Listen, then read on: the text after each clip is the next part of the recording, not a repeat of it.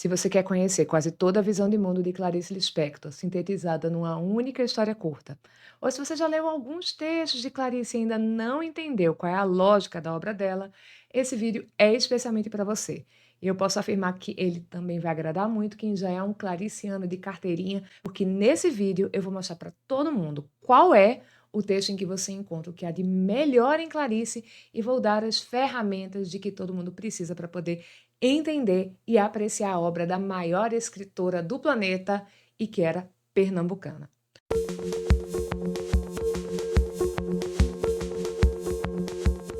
Oi, eu sou Bianca Campelo, professora de literatura, e esse é o Literarizando, o canal sobre literatura com os vídeos mais aprofundados do YouTube Brasil.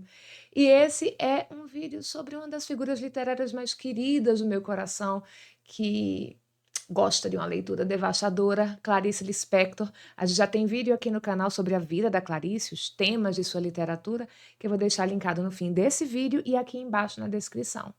Mas eu ainda não tinha feito aqui para o canal nenhum vídeo analisando uma obra de Clarice. A hora de fazer isso chegou. E como critério para escolher essa primeira obra, eu pensei justamente em qual texto consegue sintetizar melhor toda a proposta da literatura de Clarice Lispector, e a resposta veio fácil: A Quinta História. A Quinta História é um conto que foi publicado em livro pela primeira vez em 1964, num volume chamado A Legião Estrangeira. Mas antes de receber essa forma definitiva em livro, Clarice publicou esse texto duas outras vezes em revistas brasileiras, com alterações entre cada uma dessas versões. A primeira foi em outubro de 1960, numa edição da revista Casa e Jardim, uma falha na Matrix, gente, coisa que acontece. E a segunda foi em abril de 1962, na revista Senhor, que era uma revista mensal de muito prestígio na época. Guarda essas três datas, 60, 62 e 64, que lá na frente eu vou comentar uma coisa bem importante sobre elas.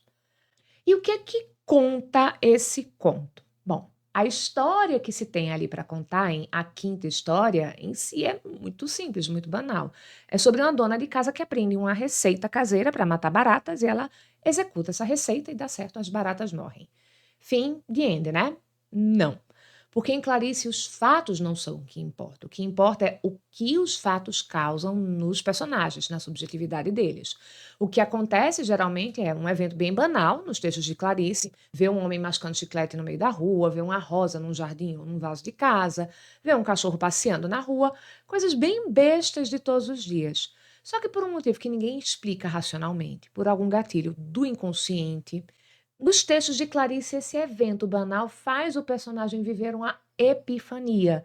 Epifania é um momento de revelação da verdade, de compreensão muito íntima e intuitiva das coisas. O grande conflito dos personagens de Clarice, principalmente nos contos, é sempre como se organizar internamente diante dessa descoberta, o que fazer com a própria vida depois de ter esse estalo e descobrir essa verdade.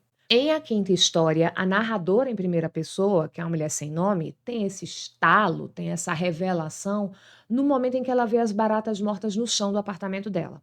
E isso perturba tanto essa mulher que logo no início do texto ela vai dizer isso aqui: esta história poderia chamar-se As Estátuas. Outro nome possível é O Assassinato.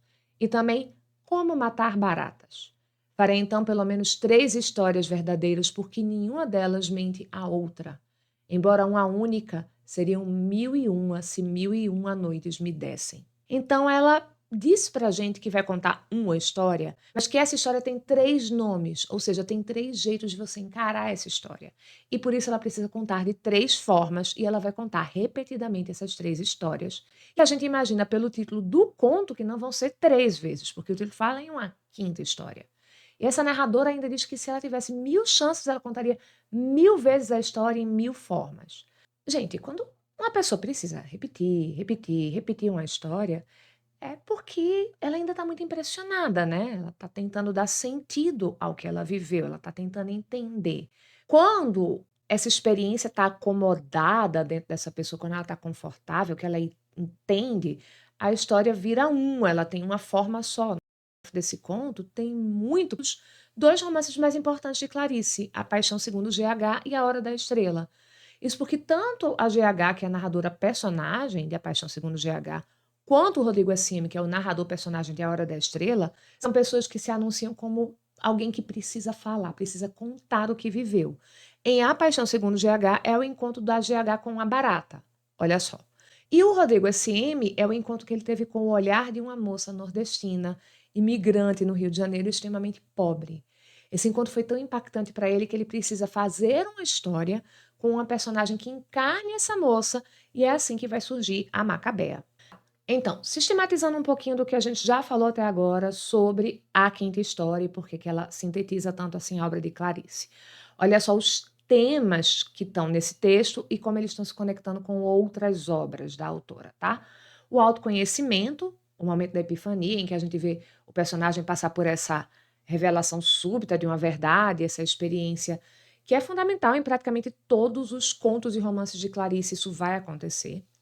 O tema do relato, o tema do narrar como uma ferramenta para compreender essa epifania, isso vai estar nos textos narrados em primeira pessoa, A Paixão Segundo GH, A Hora da Estrela, Água Viva, A Aprendizagem, O Livro dos Prazeres. Nesses textos, o narrar é meio que essa terapia que ajuda a experiência se acomodar no personagem, caber dentro das emoções dele, e ajuda também a compreender racionalmente o que ele ainda não conseguiu compreender.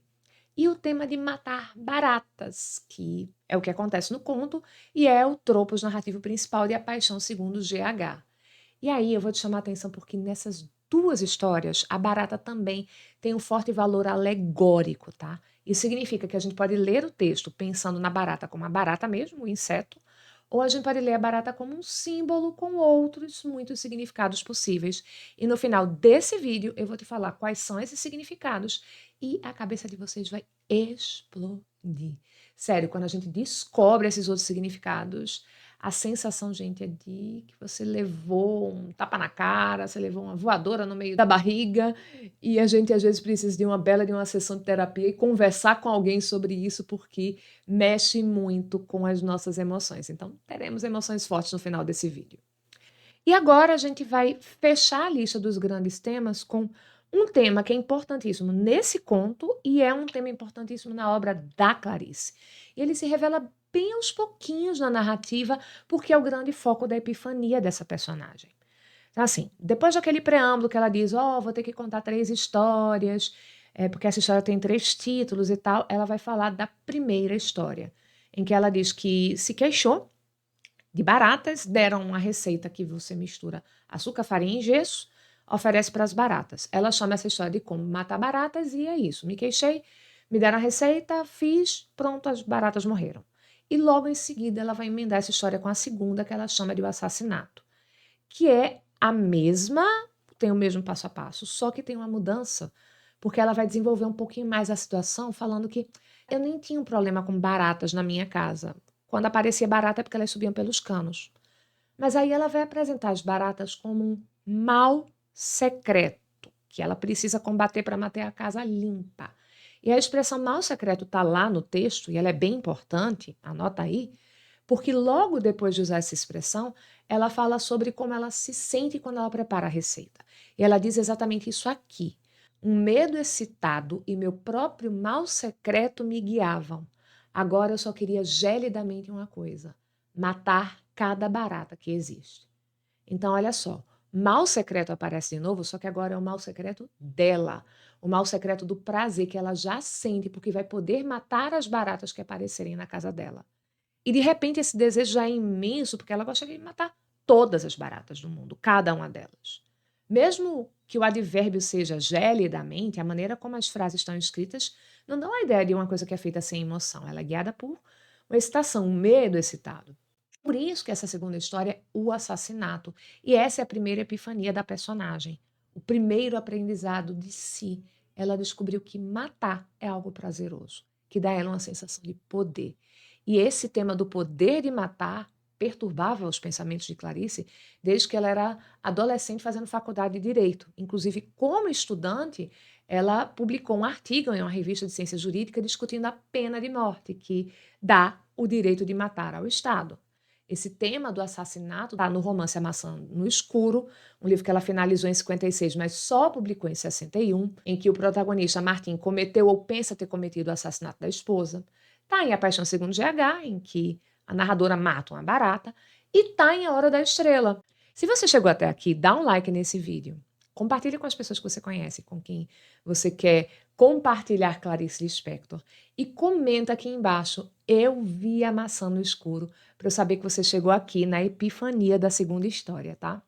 Então, a primeira revelação foi a primeira epifania que a nossa narradora tem, que é que ela pode ser possuída por um mal secreto, que é o desejo de matar, que ela descobre quando está com o poder de matar em mãos, preparando ali a mistura caseira que vai matar as baratas.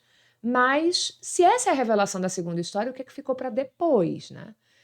É o que a gente descobre na terceira narrativa, que ela chama de As Estátuas. Tudo igualzinho à segunda história, até o momento em que ela terminou, que foi quando a narradora acordou, meio que no susto, e foi para a área de serviço e encontrou as baratas mortas. A diferença é que aqui em As Estátuas, ela vai revelar para si mesma e para a gente o que foi que ela viu, que já não são mais baratas mortas. Ela descreve a cena com bastante minúcias, como se ela estivesse vendo um monte de corpos humanos petrificados, transformados em estátuas. E ela vai comparar a cena do amanhecer na cozinha dela com a cena do alvorecer em Pompeia, com corpos em pânico, buscando fugir de um morticínio para o qual não se tem escapatória. A terceira história mostra que, com horror, essa narradora, por algum motivo, viu as baratas não mais como insetos nojentos de que ela precisava se livrar, mas como as vítimas de uma catástrofe que ela criou. E por isso mesmo ela emenda logo na sequência a quarta história que não estava no plano inicial, que é a narrativa de como as coisas ficam depois disso, dessa descoberta de que ela tem o prazer no poder de matar, mas também de que as baratas são vítimas, são seres vivos que sofrem. A quarta história não tem título e resume em 3 frases tudo o que aconteceu até aqui para se concentrar numa coisa. E agora? Porque ela olha para os canos e pensa que sempre vai ter a possibilidade de novas baratas subirem, e o único jeito de manter a casa livre das baratas, a casa higienizada, é colocar a mistura de novo e matar de novo, o que significa ceder ao mal secreto todos os dias, encarar a própria perversidade. Saber que ela não faz aquilo somente porque ela acha que precisa matar as baratas por causa da higiene, mas porque ela gosta de fazer isso, porque ela gosta de matar. E essa quarta história termina com um desfecho muito enigmático numa primeira leitura. Áspero instante de escolha entre 2 caminhos que, pensava eu, se dizem a Deus, e certa de que qualquer escolha seria a do sacrifício. Eu ou minha alma. Escolhi, e hoje ostento secretamente no coração a placa de virtude. Esta casa foi dedetizada. O dilema dela é o que sacrificar, o eu ou a alma. Sacrificar o eu é sacrificar esse desejo pelo ideal de pureza da casa, de controle sobre as coisas.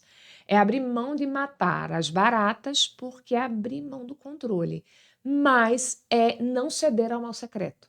Numa perspectiva judaico-cristã, o mal é o que corrompe a alma, que é a segunda coisa que ela poderia sacrificar. Quando a gente entende quais são essas 2 opções, fica se perguntando: ela mandou dedetizar a casa dela? Porque se foi isso, ela transferiu para terceiros a responsabilidade por deixar ali o veneno que vai matar as baratas, e encontrou uma solução de conforto, porque nem ela se deliciou ali com o prazer de matar, mas ela também não abriu mão do controle sobre a casa. É também uma forma indireta de se livrar das baratas, e isso não é muito virtuoso. Mas se a gente presta mais atenção, a frase "esta casa foi dedetizada" é uma placa secreta no coração. Então parece mais que realmente ela combateu o mal secreto de si mesma, abrindo mão do prazer de matar. E a quinta história se resume à frase "queixei-me de baratas", ponto, não tem mais nada, não tem nenhuma progressão. E o título, que é um título bem longo, ele é super enigmático. A quinta história chama-se Leibniz e a Transcendência do Amor na Polinésia. Esse é um título que parece não ter muita explicação. Parece, inclusive, ser um título de uma tese de doutorado sobre filosofia. E nada do que está aqui parece se conectar com o que estava sendo apresentado antes. É um desfecho que eu já vi muitas interpretações diferentes para por que é que tem esse título A Quinta História, como é que ela se insere dentro da proposta. Eu fiquei por muito tempo perdida com o desfecho desse conto. Eu leio esse conto há algumas décadas, né, desde a faculdade de letras, mas eu tenho hoje uma leitura que eu vou compartilhar com vocês, E essa minha interpretação parte do princípio de que a tal da frase da casa dedetizada significa que ela abriu mão do mal secreto. Ela foi em busca de uma alma mais virtuosa. Isso significa que ela abraçou uma forma de exercitar o amor. Os sentimentos que levavam ela a matar eram o medo e o rancor. Ela diz no início da segunda história: um vago rancor me tomara, um senso de ultraje. De dia as baratas eram invisíveis e ninguém acreditaria no mal secreto que ruía a casa tão tranquila.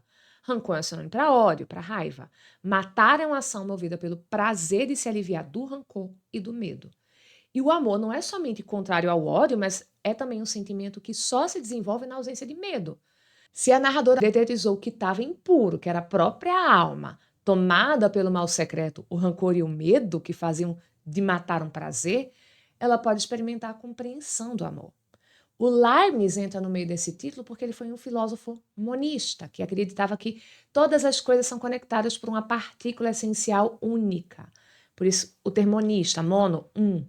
Ver as baratas como vítimas fez essa personagem enxergá-las não como esse bicho inferior, nojento, perigoso, desprezível, mas um ser que, como eu, também pode ser vítima a qualquer momento. É uma percepção sobre o fenômeno da vida que transcende as circunstâncias. A vida que habita o corpo de uma pessoa, a vida que habita o corpo de uma barata. E por isso o amor está na transcendência, ele vai além da circunstância. Polinésia, talvez porque tem uma cultura em que tem um conceito chamado mana, que é meio que isso, de uma essência de vida que habita todos os seres. A quinta história é um conto sobre como um dia, ao encontrar as baratas que matou, uma mulher descobre sua potencialidade como uma figura destrutiva e destruidora que pode entrar numa espiral de prazer de matar, mas que parece se esforçar para escapar a esse eu e salvar a si mesma de um pecado capital, de uma afronta ao não matarás, um dos princípios essenciais da cultura judaica.